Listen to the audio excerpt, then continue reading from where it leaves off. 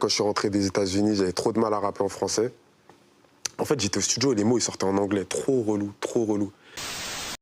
Le meilleur souvenir que j'ai, c'est que Futur, il voulait plus s'arrêter en fait en studio. Il voulait que le morceau dure 6 minutes. Et il avait tellement kiffé l'instru de thérapie. Sa vibe, elle était bien dessus. Et une super bonne ambiance.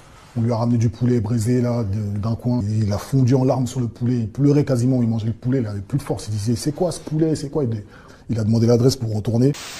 Mon arrière-grand-père qui s'est battu pour libérer la France de l'occupation allemande, mais que derrière, quand il gagne bien sa vie en tant que comptable et qu'il va dans un magasin pour acheter une voiture et que c'est un magasin Rolls-Royce et qu'on lui dit non mais vous êtes gentil, vous sortez parce que de toute façon je sais que vous n'avez pas l'argent donc ça sert à rien de venir regarder faire le lèche-vitrine et qu'il dit ok, bouge pas. En fait c'est quoi, tu vas m'en mettre deux en fait.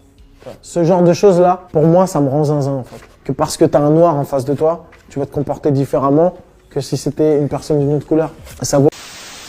Je rappelle bien sûr Rof, hein, bien sûr Et rap. il est aussi performant que le téléphone de haut de gamme. Ouais, merci. Une grande marque. Bah, très bien. Il a travaillé un an et demi. Il a travaillé un an et demi. Merci mon Rof. Rof, bien sûr. J'ai ajouté, c'est français. Voilà, c'est français. Rof, bien sûr qu'on retrouvera à la foire de Paris.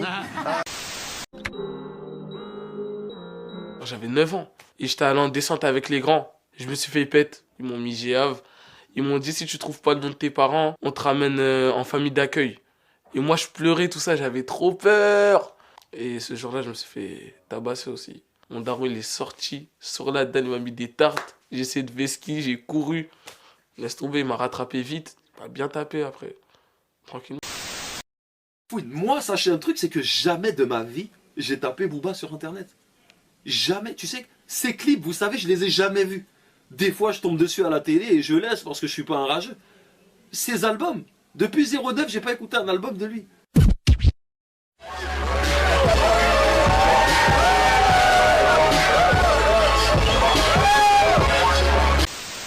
C'est chaud là, c'est nos français ça. Je vais éliminer Kanté. Mbappé j'aime bien de fou, tu vois. En plus on dit souvent RK, nouveau Mbappé dans le rap. Je me revois moi là comme ça, je suis en train de courser un mec, je lui tire dessus, 3h30 de l'après-midi, devant tout le monde. Je suis un ouf moi. Je rentre chez moi, je fous ma main, je me dis qu'est-ce que j'ai fait. Pour être secrète, c'est ma capuche. Il n'y a que moi qui rappe avec une capuche. C'est moi qui ai mis la capuche en avant. Ouais, c'est mon truc. Les keufs de ma ville, ils aiment bien, t'as vu, me titiller un peu. Quand tu as un problème, ils viennent me voir moi. Ouais, qu'est-ce qui se passe, tout ça. Ouais, parce que c'est moi la tête la plus connue du quartier. Après, ils en connaissent d'autres, des potes à moi du quartier pour des affaires. Mais moi, t'as vu, en histoire de notoriété, c'est moi qui est le plus en place au quartier. Moi, normal, t'as vu, je leur réponds. Normal, je m'en fous, c'est rien. Je vais pas leur donner des blagues, je suis pas... T'as vu, je leur réponds normal. Après, ils me posent pas des questions de fou, comme je t'ai dit. Quand il y a un petit truc qui se passe, ils viennent me poser une question, ouais, à quoi, tout ça. Je réponds normal. J'ai vu en fait que là, un ami tuer son fils parce qu'il était gay, mais en vrai, moi, j'ai rien à voir avec l'homophobie. Je suis pas du tout homophobe. Chez nous à Vitry, les gens, des jeunes de 16 ans, ils ont braqué voilà les banques. Des records, des plus de 100 banques. Ils ont pas été créés sur tous les toits, tout le monde en parle. Tu vois ? J'ai discuté avec un gars la dernière fois qui a rencontré l'un des mecs qui réalise le One Piece, là c'est le manga.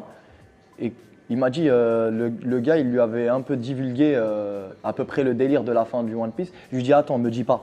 Je dis, moi j'ai ma théorie, je vais te la dire et tu me dis. Je lui ai donné ma théorie, il m'a dit, franchement, c'est ça. Donc, ouais. Ça s'est dit quoi? Il m'a dit, hey, j'ai 7 de moyenne, mais moi je passe et toi tu redoubles.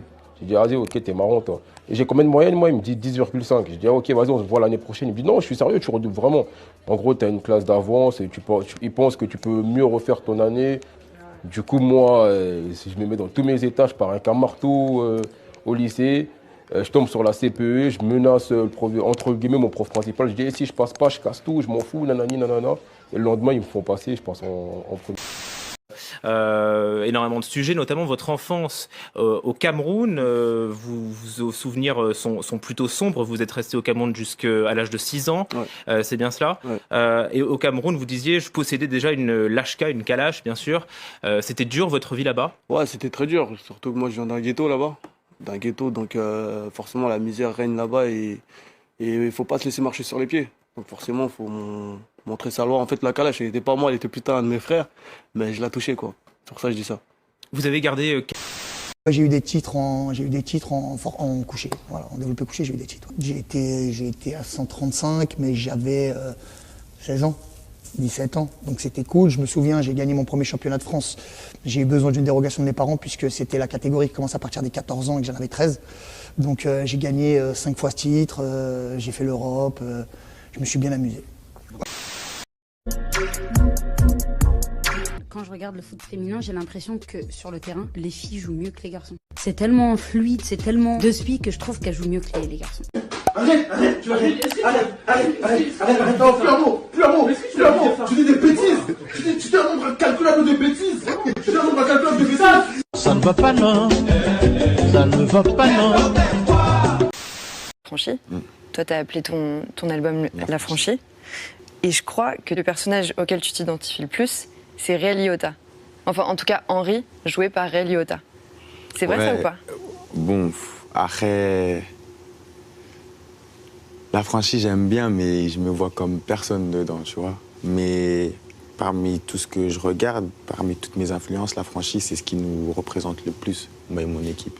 Ça veut dire que pour cet album, il fallait qu'il s'appelle La Franchie, tu vois. Mais la vérité, moi, je me vois comme personne dedans. Ouais, non. Qu'est-ce que t'aimes bien qu'est-ce que t'aimes bien dans ce film, en fait? Bah, l'histoire. C'est l'histoire. Tu regardes un film pour son histoire. Et pour les gens qui l'auraient jamais vu, pourquoi il faut le voir? Allez le regarder. Allez le regarder. Allez le regarder. Et c'est qui ton personnage préféré dedans? Bah, c'est Ray Liotta. Et ouais, c'est mon gars sûr dans le film. C'est un mec qui est un peu... Enfin, c'est un mafieux, mais il reste calme. Tu le définirais comment, toi, Ray Liotta? Tu dirais que c'est un mec comment? C'est un bon gars. C'est un bon gars. En ce qui me concerne, moi, pendant la détention, je sortais avec une surveillante. Elle était belle en plus. Elle m'a kiffé de fou, hein. Tous les soirs elle m'appelait. Ça va, nanani, et toi? Ça va, hein. On se voit demain, de toute façon, tu sais où je suis, hein. Je suis pas en boîte. C'était cool de fou. J'ai réalisé le fantasme de centaines et de milliers de détenus en France. Mais quand je me suis mis avec la surveillante, elle m'a fait lever tous les parloirs. Il y avait des filles qui venaient me voir au parloir. Docteur, j'ai perdu 30 amis dans la guerre des gangs, si ce n'est pas plus à l'heure d'aujourd'hui. Je les ai enterrés. Parfois, il n'y avait pas le corps, parce qu'ils étaient brûlés. Je les ai pleurés, j'ai consolé leur mère. C'est compliqué, Marseille. C'est très compliqué. Je me rappelle qu'à l'époque, avec ma mère et mon petit frère, des fois on restait 3-4 ans sans eau chaude. Dans la nuit, c'est bon. Elle a fui. Ok, OATS, ok, on a trop souffert, mais là, Chagall, ça suffit. Chagall, t'abuses de la S. 3-4 ans. C'est trop, là, tu dis que c'est trop. Tu sais qu'il y en a, il disait, t'as vu, j'aime pas les sons d'Alrima, mais à chaque fois qu'il fait un freestyle, le Coran, je peux d'être. Voilà, avant, je faisais du foot. Ah ouais? Ouais. Dans le 9-1? Ouais. Dans un club et tout? Ouais. C'était quoi ton club? Ivry. Ah frère, nous on jouait en élite frère. À la Big Mac. T'as joué en quoi? C'était quoi ton niveau? Moi j'ai que joué en Benjamin élite, après DH, et après tu connais. Marqué sur une des dates, quelque chose? Ça me marque toujours, moi, je ne suis pas blasé, moi, ça m'étonne toujours. Là, j'étais à Nîmes, là, il y a 2 jours, mec, ils font là. Un bonhomme, hein.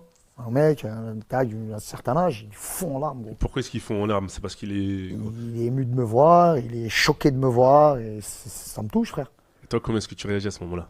J'enlève mon t-shirt, je lui donne. Tiens, frère, prends-le. Il est jamais sorti, bandit saleté, il vient de sortir. Tiens, mon pote, prends-le. Merci. Merci. Et pleure pas, tiens, prends un verre. Je vais servir un verre. Tiens, prends un verre, frère. Tranquille. Moi, c'est le look.